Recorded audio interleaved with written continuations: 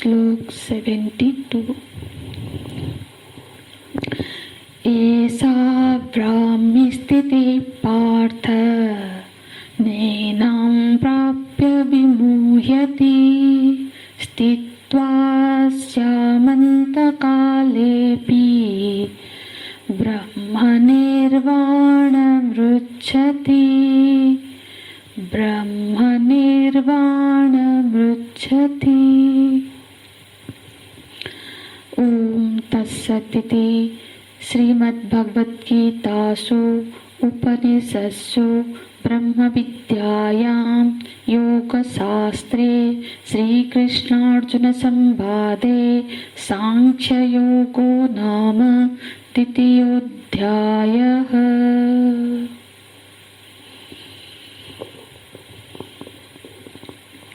भगवान के मुख्य जो उपदेश है यह इसका अंतिम चरम उपदेश है भगवान का, क्योंकि भगवान के जो मुख्य उपदेश थे अर्जुन जी को वो ये दूसरे अध्याय में ही भगवान समाप्त करते हैं। आगे के जो अध्याय है वो अर्जुन जी के प्रश्न के समाधान के रूप में भगवान वर्णन करते हैं। क्योंकि ये चरम उपदेश है इसलिए अत्यंत गंभीर भी है, तो समझने का प्रयत्न करेंगे। बोलते हैं ऐसा ब्राह्मी स्थिति ही पार्थ। हे पार्थ, ये जो चरम स्थिति इस महापुरुष को, ये जो स्थित प्रज्ञ महापुरुष को ये जो चरम स्थिति प्राप्त हुई है ये ब्रह्म स्थिति है। आत्मा की चर्चा करते करते भगवान ब्रह्म स्वरूप में पहुंचे। जो 55 का श्लोक था उसमें भगवान ने कहा था आत्मन्नेवा आत्मना तुष्टः। ये जो स्थित प्रज्ञ के जो मूल पहचान लक्षण बताए थे वह आत्मना एव आत्मन्नेवा आत्मना तुष्टः, और आत्मा में वो संतुष्ट हो गया, स्थित हो गया। उसी अवस्था का ही इस श्लोक में भगवान बोलते हैं ब्रह्म निर्वाणम रुच्छति, माने जो आत्म स्थिति है वही ब्रह्म स्थिति है। भगवान ने उपक्रम किया आत्मा से और उपसंहार किया ये कहकर कि ऐसा ब्राह्मी स्थिति पार्थ। ब्राह्मी स्थिति माने आत्मा ब्रह्म से अभिन्न है, आत्मा की स्थिति ही ब्रह्म की स्थिति है। फिर बोलते हैं नैनां प्राप्य विमुह्यति। नैनां का विच्छेद करेंगे तो हो जाएगा न एनां, तो वाक्य बनेगा एनां प्राप्य न विमुह्यति। इस स्थिति को प्राप्त करने के बाद वह पुनः न विमुह्यति, मोहित नहीं होता है, माने वह पुनः इस अविद्या काम क्रोध मोह आदि के सीमाओं में नहीं पड़ता है। जब तक शरीर में अहम था, अहंकार रहता है, तभी तक मोहित होने का संभावना रहता है। परंतु जब अहंकार का सर्वथा अभाव हो गया, ब्रह्म में अपनी स्थिति का अनुभव हो जाता है, तब व्यक्तित्व टूटने के कारण फिर कभी मोहित होने की संभावना ही नहीं रहती है। इन सब से पार चला जाता है। फिर बोलते हैं स्थित्वास्याम अंतकालेऽपि। अंतकाले अपि अस्याम स्थित्वा। अंतकाल में भी, अंतकाल का अर्थ है यहाँ पर मृत्यु के क्षण तक, मतलब लास्ट मोमेंट तक। कोई साधक जब जीवन भर साधना में रत रहता है और जो अंतिम क्षण है जीवन के उसमें भी ये संभावना है कि इस स्थिति को प्राप्त हो जा सकते हैं, मुक्त हो सकते हैं। माने भगवान कह रहे हैं कि इस स्थिति को प्राप्त करने के लिए अंतिम श्वास तक प्रयत्न करते रहना चाहिए। अंतकाले अपि अस्यां स्थित्वा स ब्रह्म निर्वाणम रक्षति। अंतिम श्वास में भी यदि उसने इस स्थिति को प्राप्त कर लिया तो अर्जुन उसका ब्रह्म निर्वाण की प्राप्ति हो जाएगी उसको। माने ये आध्यात्मिक पथ जो है ये ऐसा है जो वास्तव में शरीर की उम्र का उसमें कोई प्रभाव नहीं है। हाँ, उसकी कोई अपेक्षा नहीं रखता है शरीर की उम्र क्या है। इस स्थिति को शरीर की किसी भी अवस्था में प्राप्त की जा सकती है।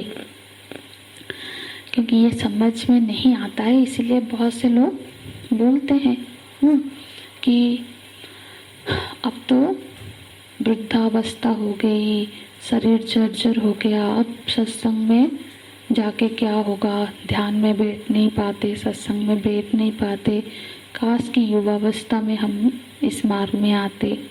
ठीक है, पर वही दूसरी बात ऐसे ही लोग जो खुद पछताते हैं, पर दूसरे जब युवा लोग को देखते हैं कि वो थोड़ा आध्यात्मिक होते हैं तो बहुत बार उनको टोक भी देते हैं कि अरे अभी तो पढ़ाई करो, इस सब के लिए टाइम पड़ा है।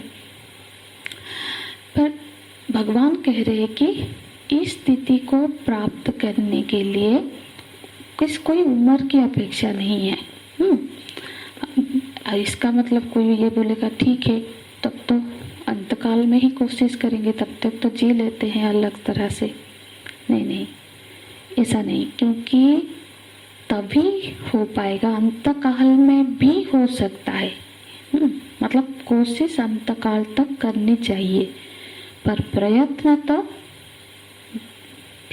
तो ब्रह्मचार्य अवस्था से ही प्रयत्न करते रहने पर ही ऐसी स्थिति प्राप्त होती है। जो ब्रह्मचार्य अवस्था से साधना रहते, जीवन पर्यंत ब्रह्म जिज्ञासा ब्रह्म चिंतन में प्रयत्नरत रहता है, वही अंतकाल में अंतिम श्वास तक उसकी संभावना रहती है कि वो ऐसी स्थिति को प्राप्त हो जाए। स्थित्वा स्यामन्तकाले अपि ब्रह्म निर्वाणम ऋच्छति। ब्रह्म निर्वाणम ऋच्छति, निर्वाण माने जहाँ संसार को प्रकाशित करने वाली दिया बुझ जाती है, वो वृत्ति शांत हो जाती है। जो संसार को प्रकाशित करने वाली है, संसार में सत्यत्व की भ्रांति कराने वाली है, वो दिया वो वृत्ति लीन हो जाती। देखो, ब्रह्म निर्वाणम ऋच्छति माने ब्रह्म निर्वाणम, ये मुक्ति का स्वरूप है, वेदांत सम्मत मुक्ति का स्वरूप है। ये निर्वाण का अर्थ होता है जैसे एक प्रज्वलित दीपक है, जल रहा है। हाँ, वो दीपक जिस समय पर बुझ गया उस स्थिति को बोलते हैं निर्वाण। बुझ जाने की स्थिति को बोलते हैं निर्वाण। माने दीपक बुझ गया। बुझ गया माने क्या हुआ? माने दीपक में जो तेल था, दीपक का निर्वाण हो गया। ये जो हमारा जीवन है, मतलब उसका तेल खत्म हो गया। ये जो हमारा जीवन है, ये क्या है? ये भी वास्तव में थोड़ा सा उपदेश सार का अध्ययन तो सबने किया है, तो इसलिए प्रयत्न करती हूँ उसके आधार पर इस ब्रह्म निर्वाण को समझने की। तो जो अहम वृत्ति, हमारा जीवन वास्तव में क्या है? अहम वृत्ति और इदम वृत्ति का ही तो खेल है ना। जीवन किसको बोलते हैं? अहम और इदम। अहम माने मैं, इदम माने मेरे आसपास का जगत, मैं और मेरे आसपास की दुनिया। दुनिया माने सब कुछ, लोग, व्यक्ति, सब कुछ। यही तो जीवन है।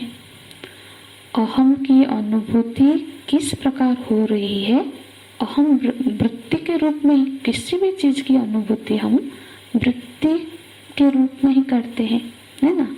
तो अहम भी वृत्ति रूप है और इदम भी वृत्ति रूप में ही हो रहा है।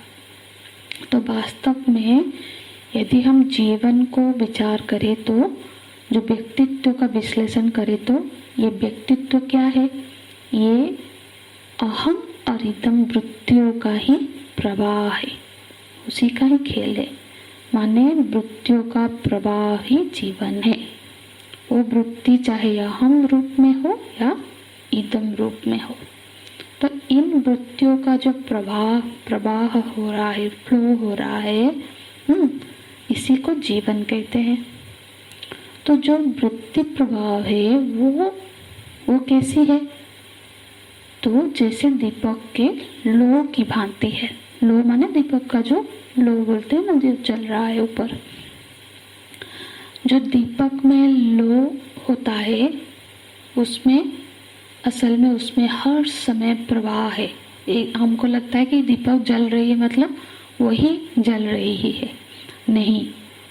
उसको ध्यान से देखेंगे तो दीपक में जो लो है वो हर क्षण नष्ट हो रही है और दूसरा लो उदय हो रहा है। लेकिन उसमें इतनी सातत्य है कि लगता है कि जैसे सिनेमा में भी तो यही होता है ना, फोटो का ही, पर उसमें इतनी सातत्य है, बिल्कुल इतना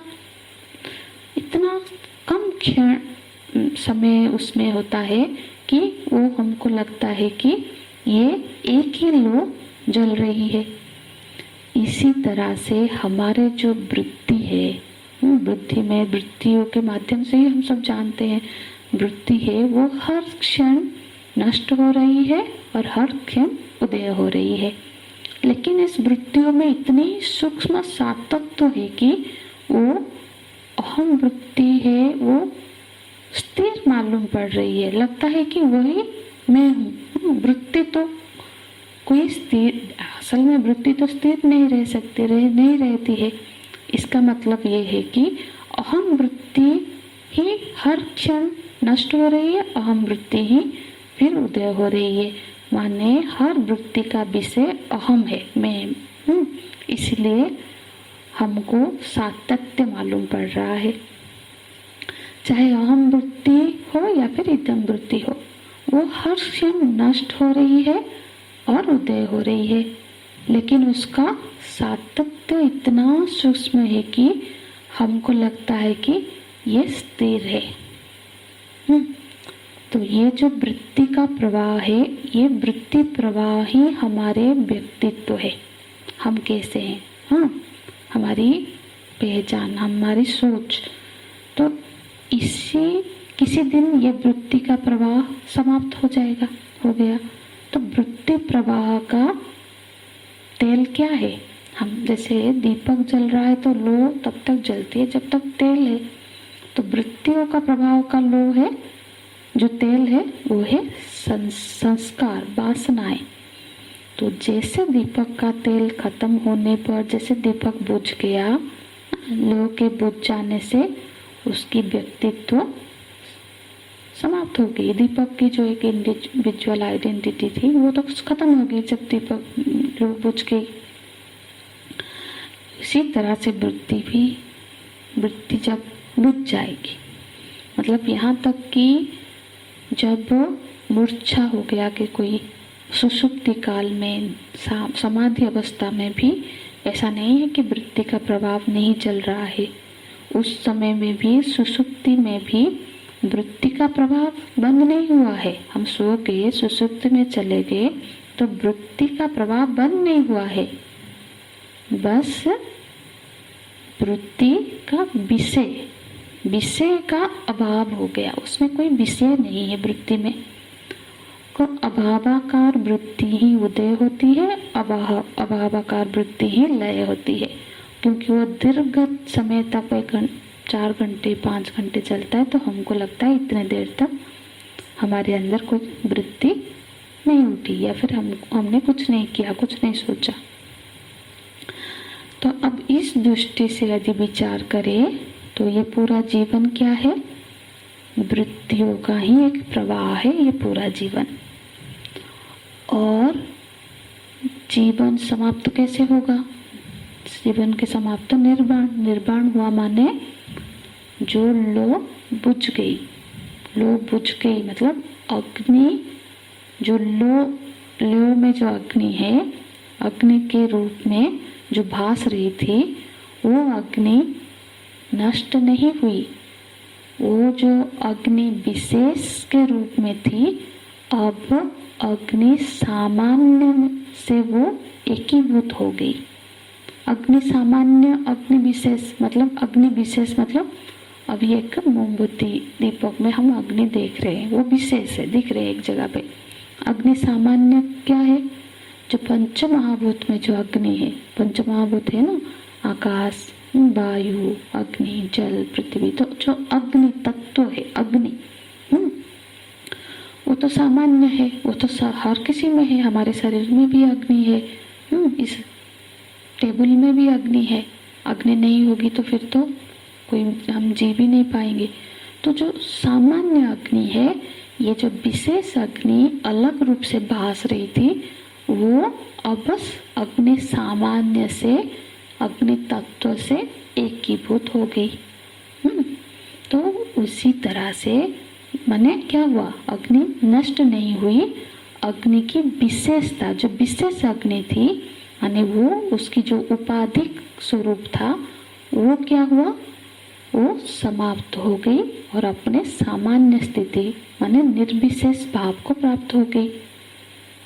तो दीपक का बुझ जाना माने अग्नि का नष्ट हो जाना नहीं, अपने सामान्य, अपने निर्विशेष भाव को प्राप्त हो जाना।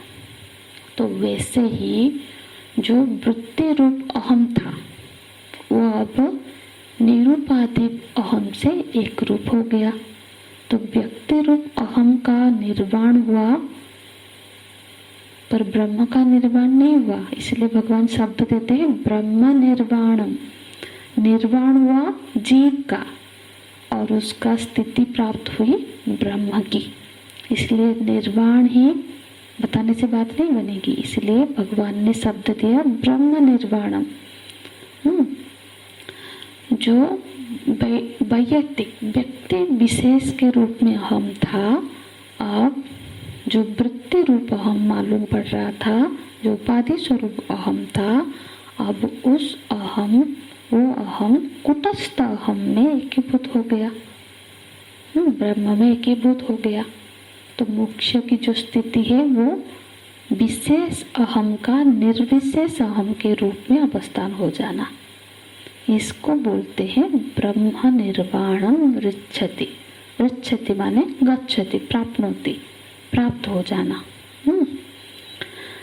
तो इस तरह से भगवान यहाँ पे चरम उपदेश करते हैं कि असल में आत्म भाव को प्राप्त होना माने ब्रह्म भाव को ही प्राप्त होना है।